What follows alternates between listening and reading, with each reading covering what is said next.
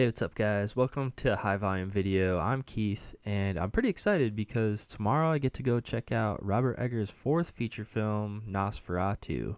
I got my tickets. I'm taking a half day, and yeah, I'm just excited. I've been a fan of most of his movies. The Northman, his most recent picture, was probably my favorite. I do like The Lighthouse and The Witch, but yeah, his most recent one, The Northman, was probably my favorite. I think he's getting better with each movie he puts out. So yeah, I'm pretty excited to check out Nosferatu tomorrow. In preparation, I tried to go back and watch the original Nosferatu from 1922.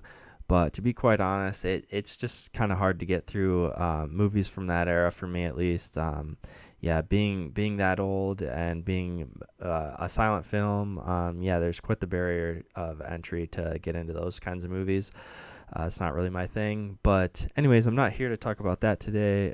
Today, I'm here to talk about another interesting title that I want to share with you guys, and I think it's worth watching in preparation for Nosferatu, or maybe if you went and saw Nosferatu, it might be cool to check this one out. And what I'm talking about is Shadow of the Vampire from 2000. And this stars John Malkovich and Willem Dafoe, and it's directed by E. Elias Mariage, I think is how you pronounce his last name. But yeah, and Willem Dafoe actually won an Academy Award for Best Supporting Actor in this movie. Now, I would consider this movie somewhat of a hidden gem, and yeah, it's kind of been forgotten somewhat, at least. On physical media, it's only available on DVD. There was never an official Blu-ray release of this. And it is getting some love recently, though, with this release of Nosferatu. I saw Sean Fennessy from The Big Picture actually put this in his syllabus or his list of movies to watch before checking out Nosferatu. Now, if you're a physical media collector, you might want to keep an eye out for this one. If you're out thrifting or maybe at your local buy-sell trade places, because on eBay right now it's hovering at around $20 to $30, which for a DVD is not cheap. I have seen a couple people on eBay trying to sell this for upwards of $100, but for now it's been selling consistently, and a lot of copies have been selling for $20 to $30. So yeah, I'd say keep an eye out for it. But if you're not interested in a physical copy of this, it is available to rent or buy on Amazon right now.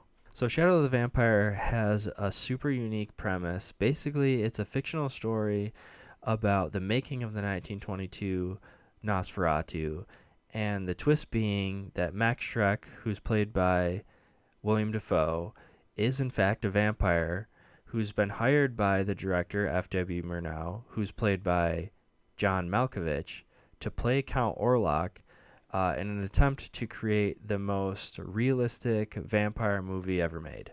So a quick little fun fact, Nicolas Cage's production company, Saturn Films, was involved in the production, and Nicolas Cage himself was considered for the role of Count Orlok or Max Schreck, but he thought that Dafoe, who he worked with on David Lynch's Wild at Heart, would actually be a better fit.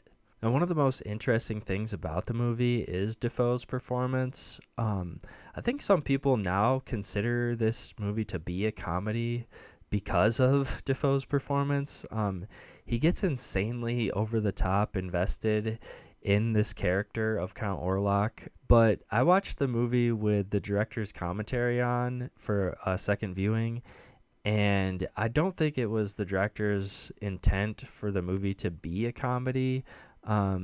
There are some satirical points throughout the film, and I think overall, I think the movie kind of pokes fun at or maybe calls out the director and actors' willingness to just go as far as possible to make the best movie in their opinion. But yeah, at some points it does kind of come off as a little bit too far over the top. But that's honestly one of the best parts about this movie, in my opinion. Looking back at the film now, post Green Goblin Dafoe, with all the memes, I think it's understandable to read this film as a comedy. But yeah, I think the original intent of the director was for it to be a serious film. So, to give a quick synopsis, basically the director Murnau brings Max Schreck onto the film and introduces him to the crew as the ultimate method actor. And he's only to be filmed at night and will remain in character throughout the duration of the filming. Now, as they continue making the movie, weird things start happening, and the cast and crew start to question the methods of Murnau and Max. But Murnau reassures them that Max's dedication is really the key to making the film successful. So we eventually find out that the director Murnau has known all along that Max is in fact a vampire, and they've stricken up this deal where in exchange for Max's performance in the film, he will get to feed on a female co-star, Greta, who he is super horny for. Now, the comedy of the film really stems from the satirical look at Murnau as an artist that's so obsessed with making this movie that he's willing to sacrifice Greta for his art, basically. I think the film is trying to poke fun at and maybe call out how ridiculous it is that some actors and filmmakers in the entertainment industry will go to extreme obsessive lengths for their art.